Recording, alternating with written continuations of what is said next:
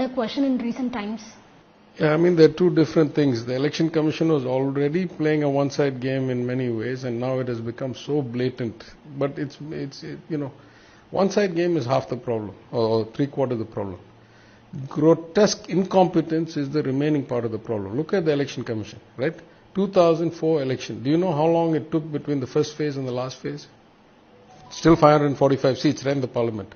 In 2004, the technology that was available was less. The manpower mobilization capability was less. The budget allocated to the Election Commission was less.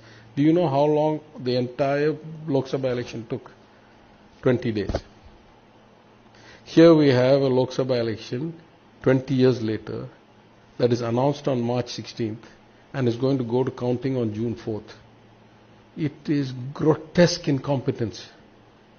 It is abominable incompetence, right? Just think about it.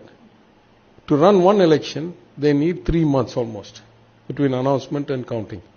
And this is the same genius government that is talking about one nation, one election, running all the way from every local body and panchayat and corporation and every state and all the country all at the same time. If it takes 3 months for 545 seats, it will take 1.5 years to run one nation, one election.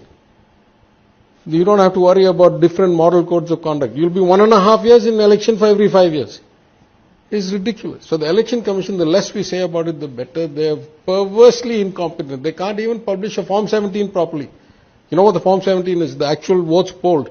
So because people started showing the discrepancy between the Form 17 and the Form 20, they stopped publishing the Form 17 altogether. Right? They have loosened every rule in the book.